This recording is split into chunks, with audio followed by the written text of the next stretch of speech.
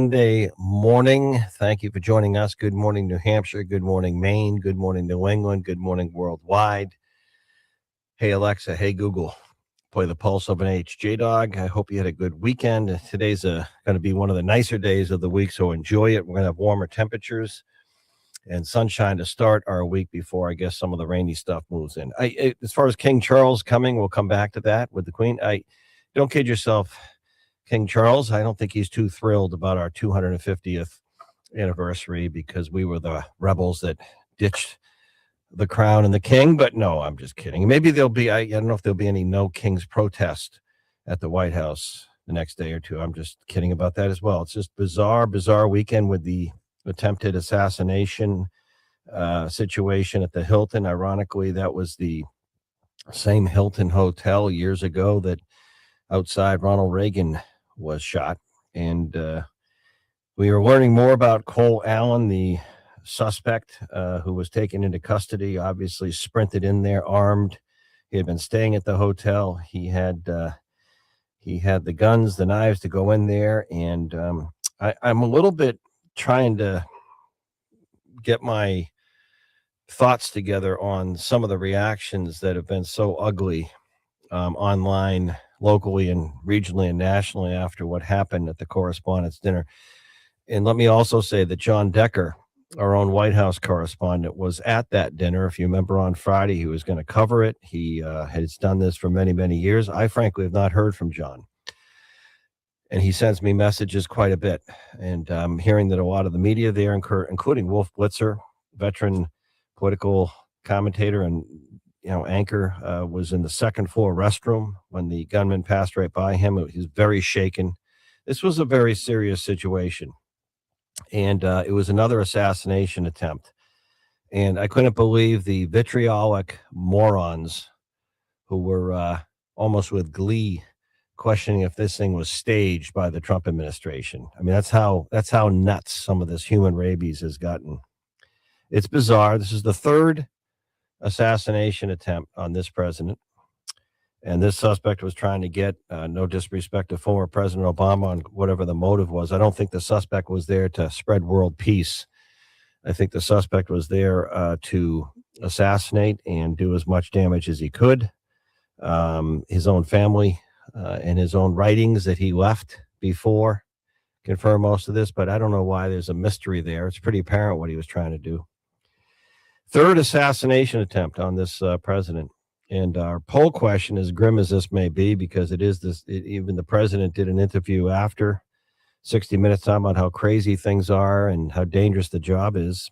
Third assassination attempt that we know of this on this president, from the golf course, the guy hiding in the trees from Butler, Pennsylvania, to the the young guy on the rooftop to last night.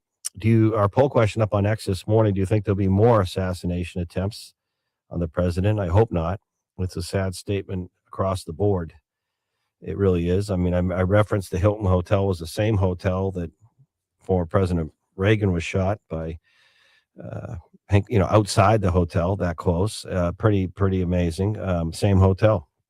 And our poll question up on X is that, and J-Dog, our results from Friday's poll question. You'll be watching the last two rounds of the NFL draft on Friday and Saturday. 100% no. I don't know what it was, and you and I talked about it prior to, and I don't think in New England there's a lot of distraction with Mike Vrabel. I don't think that was it. I just don't think there was as much interest in this year's NFL draft, and I don't know, J-Dog, you know more than me. I don't know if that's because the draft was lackluster or not as many first-round type quarterback picks. I don't really know, J-Dog, but it seemed to be kind of a And I don't know if Roger Goodell in the draft, the whole thing, Pittsburgh seemed to be a pretty good venue and city to have this. And I do love, one of the highlights I saw, J-Dog, and you probably know more about this, was the midshipman, the naval graduate who got drafted by the Steelers, and he came out in his naval uniform. That to me was awesome. But I don't know. It just seemed to be more of a, didn't it? A dud or not? The draft? Oh, you're not on, dog. You're not on. You can thank Diana Rossini and Mike Vrabel for that. You really think that's it, J-Dog? That's exactly what it is. That's all people have been talking about. Outside of New England, even you think that was why the draft, and I just didn't seem to be like, just like, wow, the NFL draft, can't wait to watch it. I didn't watch what the only highlights I watched were of the Naval Academy graduate football player. I don't know if he was a receiver, but he's about 6 feet tall. Reminded me a little bit of Julian Edelman. One of the most yards ever gained for um, a Navy football player, get drafted by the Steelers, and he came out in his naval uniform. To me, that was cool. But other than that, I didn't watch 1 minute of this. It's just, again, the NFL. Well, another thing too is these are essentially, they were already professionals. You know what I mean? A lot of them with the NIL deals, the transfer portal, and maybe the talent isn't there, or maybe we're just maybe I'm going to say this. Maybe we're footballed out. There's a chance we may be footballed out. Yeah, it With could the Super be. Bowl, it didn't end as around these parts. It did not end as well as people around these parts had hoped. And again, the NFL is this constant money-making machine that has to be in the headlines every single day. And there's a little bit of a pushback in some markets about that, because you've got some teams in those markets that have baseball going on and their team may be good. Or also their team is good in the NHL and the NBA, and their teams are in the Stanley Cup playoffs and the NBA playoffs. So they want to concentrate on the now, not what's happening 3 months from now when these players take the field. Yeah. All right. We're going to thank you, Doug. And, real quick, I do have a theory, J Dog. I have not shared with you over the weekend. I was thinking about this. I personally, and you just validated this to a point, I can give you my opinion of the Mike Vrabel Rossini story. I can give you what I think, but I won't even bother you with that because I don't think Vrabel's going to be facing any disciplinary action by the NFL or the Patriots. It's not like a criminal matter where a player or a coach breaks the law. But I'm predicting here, J Dog, you heard it here. I don't think Mike Vrabel survives this. And I'm saying this just the personal, overwhelming pressure that people don't realize it is on you. And apparently, this thing has more history than anyone had any idea. Going back to when he was a coach with the Titans, was it, J Dog? He was the head coach of the Tennessee Titans. Goes back 6 years. There's all kinds of stuff swirling about, is one of her kids his son, all this stuff, J-Doc. I don't think even a therapy or whatever he is on leave for is going to change the story narrative that people are always going to look differently, and partly because Mike Vrabel was such a his brand was self-righteous, straightforward, black and white, no gray, and boom. So my prediction is, J-Dog, you heard it here, Josh McDaniel sitting there. I think that if there's and I don't think Vrabel will be let go by Robert Kraft and the Patriots. I think he may resign. My prediction. So they go from the Super Bowl to 4-13 every year with Josh McDaniels. Great. Great. I'm not saying that happens. He may survive this. I don't think he's going to, by the way. I think it's too overwhelming personally. Well, they keep peeling the layers, and it looks worse and worse. Yeah, and that's the problem when there's smoke and there's fire, and the fire keeps getting oxygen. It's all right. We're going to come back, talk about the latest on the Iranian situation and what the Iranian foreign minister actually went from, I guess, Pakistan to Russia, criticizing the U.S. for not sending a team. That was another development over the weekend. The president canceled Witkoff and Jared Kushner, saying, look, we hold all the cards. You're not going to fly there 18 hours and not going to play any more games with us. They can call us. They can contact us. We need an agreement to reopen the Strait of Hormuz, and we need control of that uranium, period, end of story. I actually think the president's right on that one. King Charles and Camilla, I don't know. At the White House, they're going to have a formal dinner tonight. That's happening today. Dean Spiliotis, Southern New Hampshire University, one of our political analysts and all-stars, coming up next, talking about the significance of the King's visit and a whole lot more, as well as the correspondence dinner and just a surreal evening on Saturday evening at that hotel, and just a scary, scary, scary picture. Hey, Alexa, Google, play the Pulse of an H. We're back in a moment. Looking for smarter bets and straight up sports?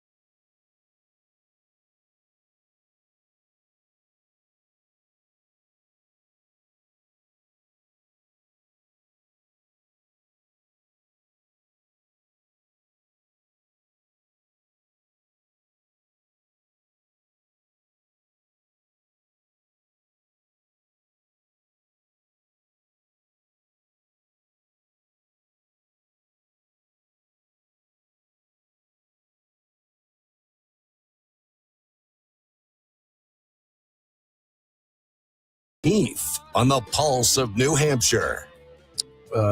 Welcome back. And Dean Spiliota, Southern New Hampshire University, one of our political analysts and all-stars, political scientists there, joining us on this Monday morning. And Dean, I was just doing a little homework since the correspondence dinner, and there is a kind of a bitter irony that that's the same hotel that former President Reagan was shot at outside by John Hinckley Jr., which is kind of weird. 3 assassination attempts now against President Trump. And he talked about this in the interview, 60 Minutes, about how crazy and dangerous his job in these times are. But obviously, they've been serious. And I didn't realize Hinckley is now free, after years of mental health, treatments and all that, and in custody. He's living in Virginia. He's in his 60s. But it was, I think it was former President Kennedy said, ironically, before his assassination, it shows you if one person, and we've seen that in the, everything from the Charlie Kirk to the 3 assassination attempts on President Trump, with one person gets that crazy and is that determined, like this suspect over the weekend, to do this, to try to do it, it's amazing how close they can come. And I'll pivot to you, Dean. Good morning. Hi, good morning, Jack. Yeah, it was a really remarkable occurrence. It's funny you mentioned Hinckley and the attempt on Reagan in 81. They've now built an indoor enclosure over that spot so that the presidents can come in. They can put down doors on either end and get out safely. So there's always an element of kind of reacting to whatever happens at the moment. And so the Secret Service, I think, will do a very careful vetting of what happened, and they'll make adjustments. But I think there are limits to kind of how much you can have a president in a bubble. He's already in a pretty significant bubble. Yeah. And I think that the presidents often push back against that when you become too removed. So we have a long history of political violence in this country.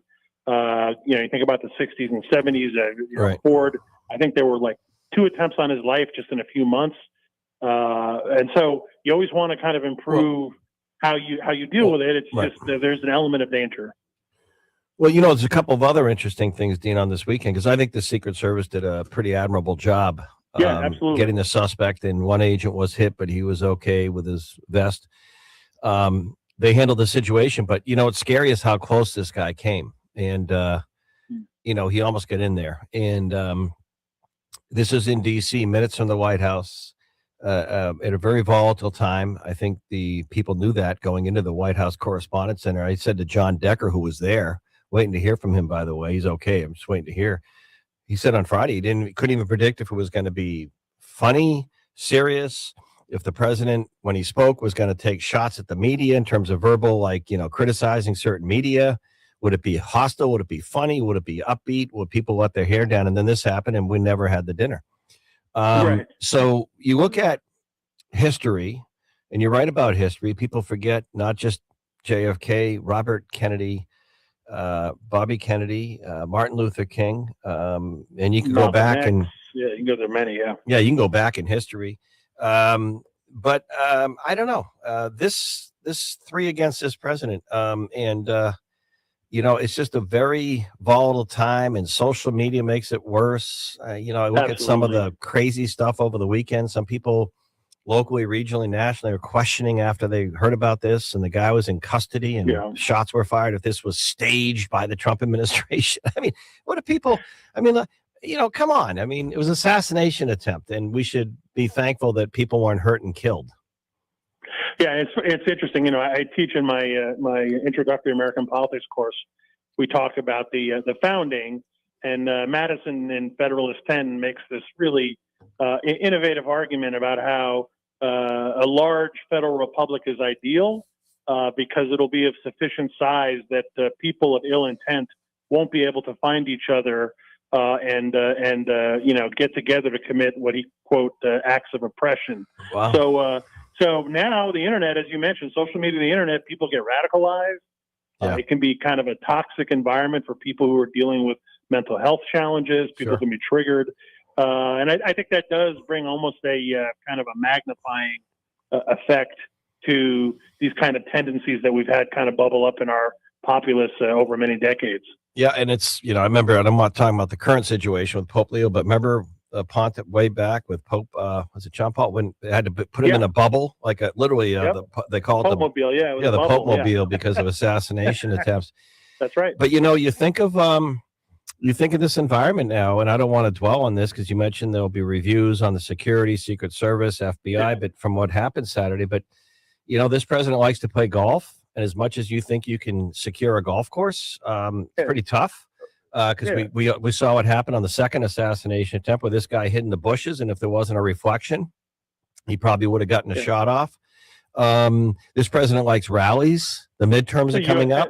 Yeah, he went to the UFC, the big fight he went to recently, and that was many thousands of people there. I'll never forget this, but when I was at WMUR and I did the Oval Office interviews, not just Bush Senior, but Bill Clinton, President Clinton. He was acutely concerned. I remember him mentioning to me offline, very concerned about assassination attempt. Bill Clinton. He was very shaken and always worried. He always said, I always feel like when I'm going to go out, I don't know if there's like a bullseye on my forehead. I mean, he mentioned that to me privately after he became president. Hey, if you remember, Bill, I'm sorry, I was just going to say, Bill Clinton, you mentioned Clinton. And Clinton, part of his sort of political skill was kind of working the rope line, shaking hands, slapping backs. And that's when it gets really dangerous. Oh, yeah. Yeah. I mean, if you were out there at a parade or something or an event and you got agents walking along with you and you've got the first 2 or 3 rows behind the rope line checked, but there could be someone back over by a tree and you don't even see the person. Hey, Dean, before I let you go, King Charles,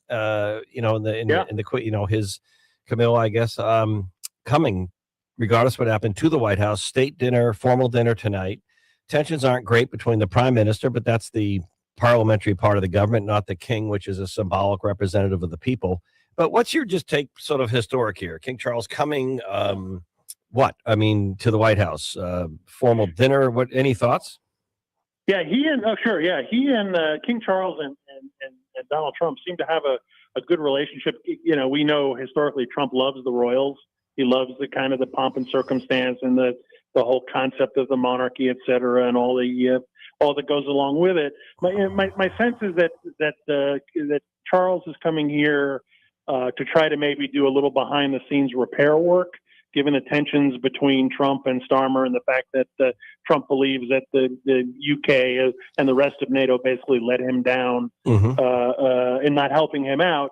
And so, you have to be careful, though. The king in the UK is kind of a ceremonial figure. He's not supposed to do like open political negotiation, but behind the scenes, he can certainly do some damage control to see if he can get things back on track. You and I know that when they're alone, that they're going to talk about the Iranian situation. You and I know that. Absolutely. Absolutely. Yeah. Yep. And the Strait of Hormuz. Real quick, Dean, speaking of that, it seems to me so much happened over the weekend that we can't even keep track of. The president at the 11th hour canceled, told his diplomatic representatives, Witkoff and Kushner, son-in-law, you're not going to do the 18 hours. The foreign minister's there in Pakistan. We're not going to waste our time. We hold all the cards. You're not going. And it's very clear to me that the administration and the president feel this blockade is the best thing to do. Just keep that blockade going, and they can propose to us how to reopen the strait. But if they propose that, plus you got the uranium, I think this thing could end. The question will be, will this blockade, how long could it take? And because I think it's putting a drag on not just world economy, but on the local economy.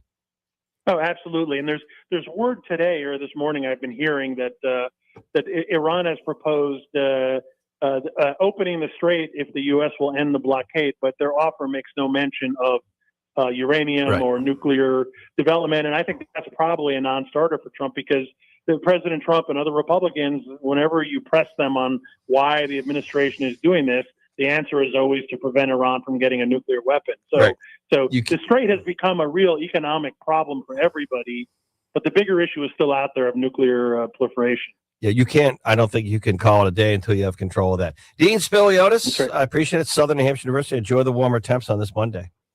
Yep. Thanks, Jack. All right, in the first hour of the show, when I'm in Concord, we're coming to you on YouTube if you want to watch as well at the Pulse of an H. Hey, Alexa, hey, Google, play the Pulse of an H. Our poll question up on X at the Pulse of an H has to do with the very violent environment. Do you think there'll be more assassination attempts on President Trump? There have already been 3, which actually in the modern era is rather historic because you can go back to former President Ford, former President Reagan, and this is the 3rd. And it was despite I don't even know how to characterize some of the foolishness where people will, in a very flip way or nonchalant, cavalier way, say something when people's lives were at risk by one assassin who obviously had planned, gone there, stayed at the hotel, was totally there to do as much damage against, to assassinate the president, as many of his administration folks at that dinner as possible, ran in there to do it, risked his own life to do it. And Secret Service was able to make the arrest. And he's in court this morning, and we'll learn more about him, but it's not much more to learn. Nut job who determined, willed himself to do this, told family members he was going to do something, political against the president, and apparently had written that he was upset that the United States hadn't continued to support Ukraine to the level they had, anti-Christian stuff. But that doesn't matter. The guy was nuts, and he wanted to kill the president and a bunch of people. And it is what it is, and it's terrible. It's violent. It's awful, and no one should even have any remote reaction other than, thank goodness, good people were not hurt and killed. And some of the stuff online questioning if the Trump administration staged this. I mean, if some people maybe foraging mushrooms has become a bigger pastime than I'm aware, and just some people are obviously ingesting some poisonous psychedelic mushrooms that I thank God I'm not eating. Hey, Alexa, hey, Google, play the Pulse of an H. Back in a moment. 107.7 WTPS.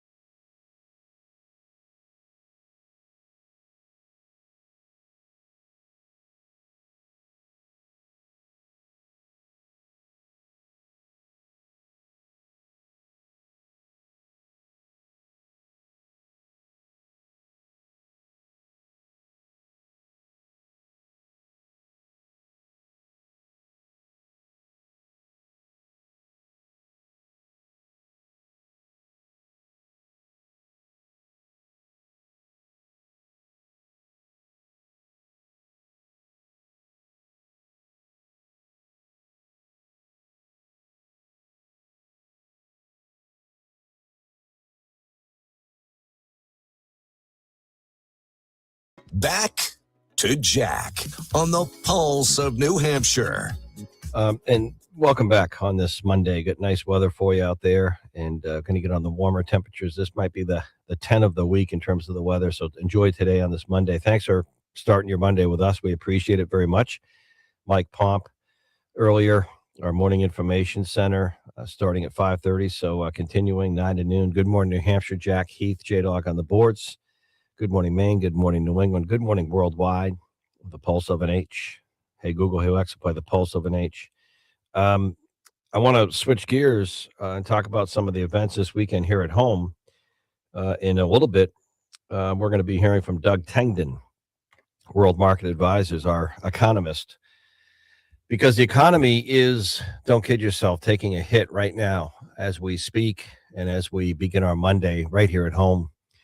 The war in and with Iran is taking its toll.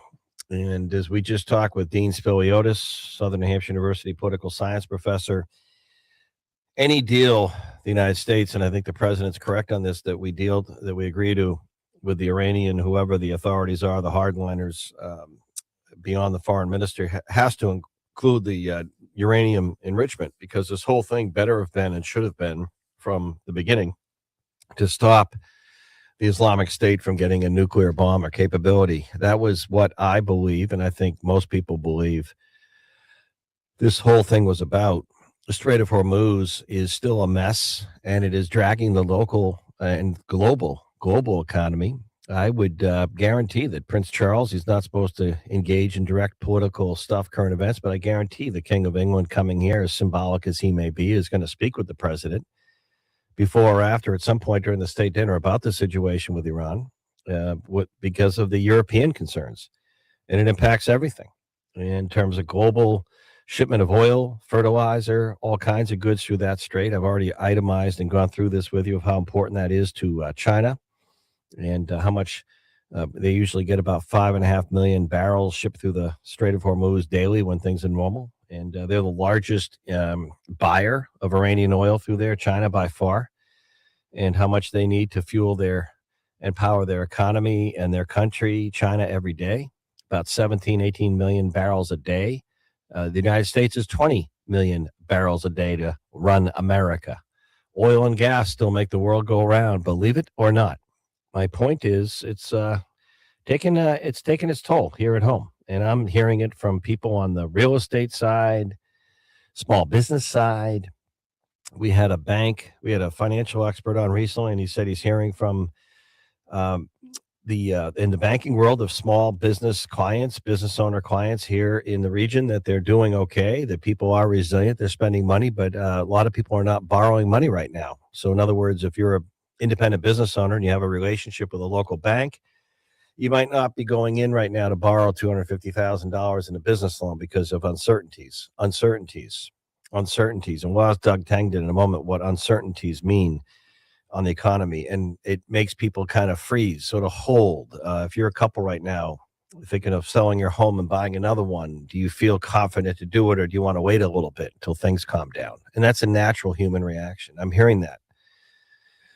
I'm not seeing it as much, because when I go out and about locally, I think the stores, people are spending locally, their hardware stores, people are busy, they're remodeling, they're working on stuff. It's the time of season, a lot of open houses, but are people a little tentative right now? I think they are. And that puts a drag on the economy. And I hope it's not much longer, because I think the damage to a certain extent is already done. What I mean by that is I think inflation's has already been impacted negatively. I think we're going to be closer to 4% on the next inflation read. But again, I'm going to defer all this to Doug Tengden coming up next, World Market Advisors. But car dealers, how about airlines? How about U.S. air carriers already looking at fare adjustments for mid to late summer because of the price of jet fuel?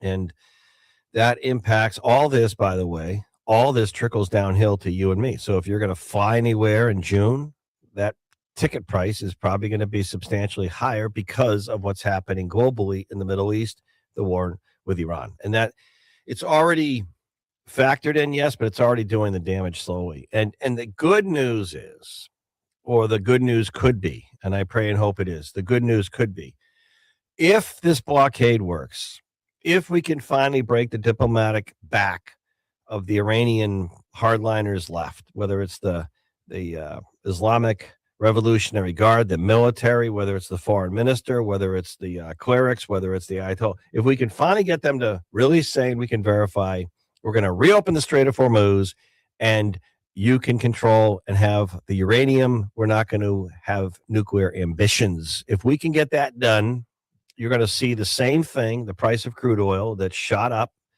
I told you on Friday's show, in January of this year, the price of crude oil was $68 a barrel. Now it's bumping up to 100 for the most part. That's a big, big increase. And that, of course, is why you are bummed out when you go to the gas station or look at your heating bill, or, pretty soon we'll be doing the old cooling with mini splits, but that's usually a gas derivative, and electricity is made from natural gas. So I could go on all day, but it's already done some damage. And the only good news is if we can get this done sooner than later, and I would say that's hopefully the next few weeks, things can go back the other way. But don't kid yourself.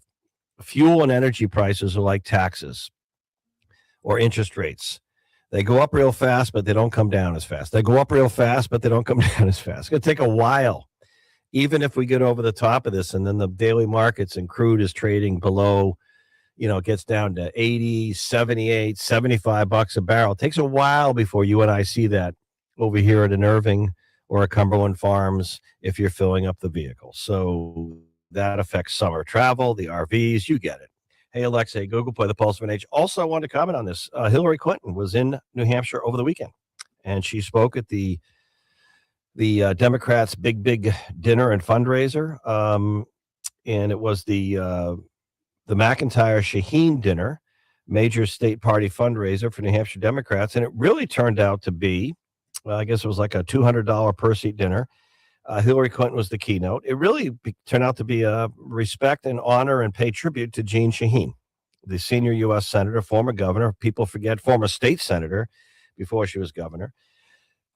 First woman to be governor of New Hampshire. And, of course, senior ranking U.S. senator, not running again this fall. That opens up that U.S. Senate race with Democrat Chris Pappas, who is the perceived or real fundraiser.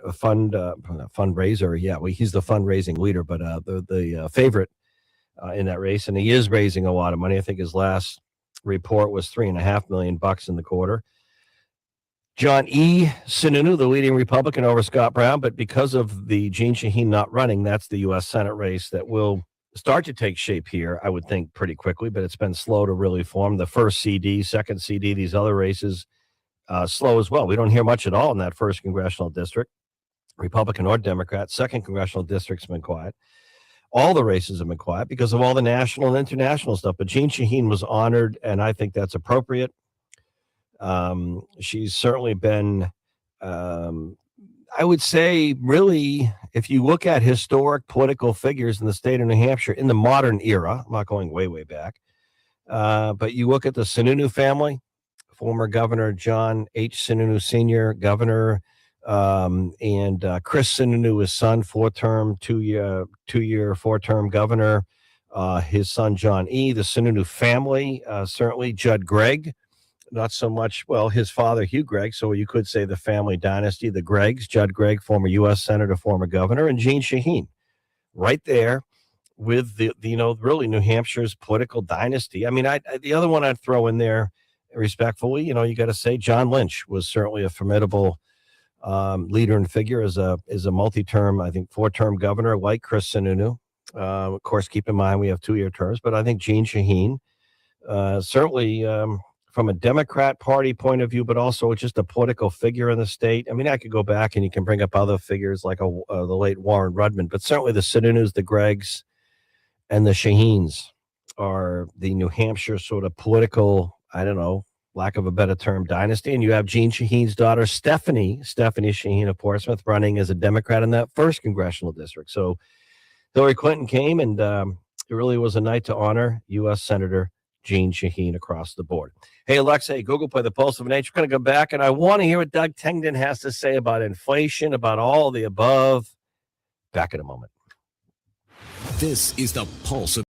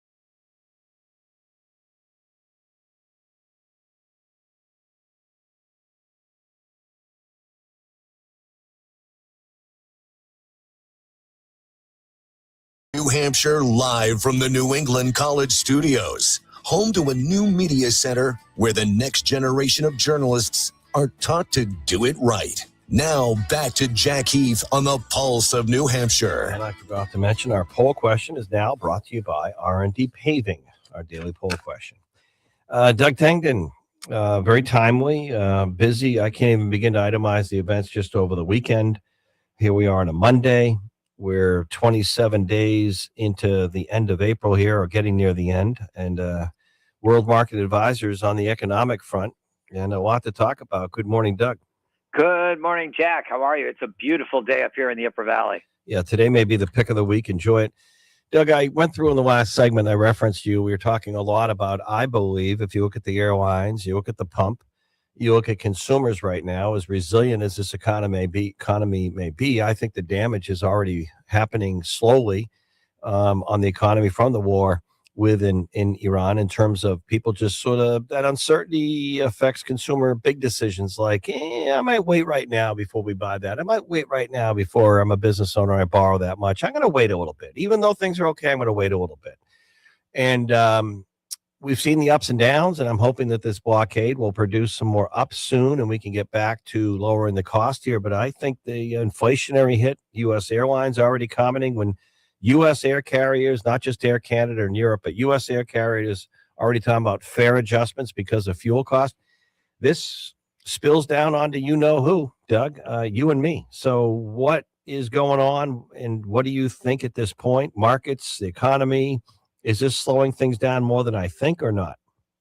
I think this is slowing things down on the margin. Jack, most of the big providers have been hedged against short-term movements in prices, but those hedges are starting to run out. What was going to be a short surgical activity is turning out to be a long drawn out conflict. And the question that I think the negotiators are trying to deal with is who has the higher pain tolerance. Does the Iranian mullahs have more of a pain tolerance, or does the U.S. consumer have a pain tolerance? And that's what they're trying to work out. I think in terms of inflation, we're going to peak at about a 4% rate. I think you're right, but then we're going to trade down from there. Long-term inflation prospects have not moved based on this conflict. Yeah, but that's a pretty significant jump from 2-something to 4, the height of the Biden administration, when Janet Yellen famously told us, or infamously told us, 9%, 9.1% inflation is only transitory. We know how painful that was. 4% is, it's moving in the wrong direction. It is, but again, it's primarily energy. Other things are going to be affected because energy is a part of a lot of things. But I think that the market is generally right. The long-term prospects for inflation are about 2.5% to 2.25%. 1 year is going to be on average about 3%. Yeah, that's hurtful. It's not comfortable, but it's not 9%. And I would say, yeah, 4% gas is not fun. But $5 gas is what we saw during COVID, and that was really not fun. And I think $4 gas, there's going to be a supply response. North Dakota and West Texas are going to get into the pumping business significantly, and I think we'll eventually see that come down. They better get into it now. I mean, what are they waiting for? Well, what they're waiting for is to see what happens with December futures, which really haven't moved that much. Yeah. The December futures are still up there in the $70 range, not $100 range. And as long as December futures are hanging out there, I mean, that's what people are hedging themselves with. And I think that's why we only see 3% inflation at most. Well, I know how quickly things can come back good if we can get an agreement to control the uranium and get that Strait of Hormuz open again. Over the last week or two, I've been boiling down or dissecting who gets what through the Strait normally, how much oil goes through, who buys the most from Iran. I went through all that, the numbers in China, what they consume, the other stuff that goes through there, Europe, Asia. But Doug, what I'm a little concerned about is the one thing when I was running WMUR TV News, the intangible thing I used to use to grow and build the station as we added newscast and grew pretty quickly was I would listen to people at the bus stop. I'll never forget that. I'd say in news meetings, I don't care where you went to journalism school, news is what people are talking about out there. Could be health, could be the weather, could be news, could be something economic. And that's what's real to people. Go to the coffee shops. And what I'm saying is I'm starting to hear anecdotally from people, for example, younger couple met with a mortgage originator the other day, and the mortgage originator the other day brought up the situation in the Middle East, brought up gas prices, and said, I think interest rates are going to stay, they're not going to come down for a while because of the uncertainty. And when you tell that to a couple looking to do a mortgage, that's kind of like maybe we should wait. Whether or not they do, it's kind of like not a motivator. I'm hearing from home builders, things are busy on new construction and remodeling, but in the last week or two, new projects may be slowing down. And I'm hearing from consumers that big decisions right now, like not small decisions, going out to dinner or going to the hardware store to fix up your windows. I'm talking like scheduling a trip, scheduling a vacation. People just sort of hold back when things are uncertain, even if they don't articulate it. The uncertainty affects their pocketbook and wallet decisions. Do you agree? I totally agree. I think uncertainty is sort of the kryptonite of economic decision making. People don't want to go anywhere close to a major commitment when there's a lot of uncertainty. But let's look at the larger picture. Unemployment is below, right around 4.5% or there low. That's a very, very stable employment market. Jobs aren't particularly easy to get, but they're also not. But employees are hard to get, and so employers aren't doing these mass layoffs. You read about Microsoft or Facebook doing a reduction because of AI coding, making their coders more productive. Well, those coders that work for Microsoft, I don't think they're going to have a hard time finding another employer. Right. If I were a coder there. Well, so I don't think we're seeing the kind of uncertainty that leads to broad scale economic retrenchment. But correct me if I'm wrong, Doug Tangden, World Market Advisors. I don't want to put words in your mouth, but you and I probably don't want to have the same interview saying the same things we're saying today a couple of days before Memorial Day. You probably don't want to hear that. You probably want to hope by then things have gotten a little better, because really the economy doesn't need any huge adjustment other than lowering the cost of living and the cost of goods. That's what we need, is to lower the price of everything. And if we can get that going in that direction, I think things bounce back very quickly. That's correct. If we can stabilize things and get gas prices back down where they were, I mean, then the economy would strengthen and the market would take off. Oh yeah, because we still have this AI thing that's happening. We still have this data center thing that's happening. People are incredibly more productive. I'm looking at using these models more and more in my own business, and it's allowing me to do stuff that I only dreamt of 5 years ago. Oh, it is amazing. All right, thank you, Doug Tangden. World Market Advisors might catch you again towards the end of the week. Thank you, Doug. Jack, have a great week.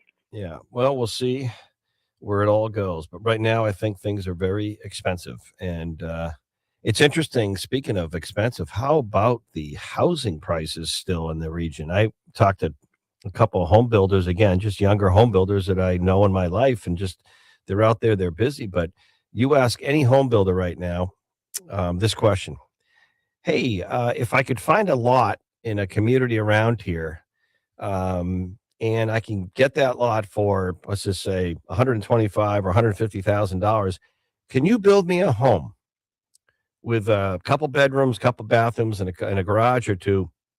A nice home today. Can you build me a home under $1 million?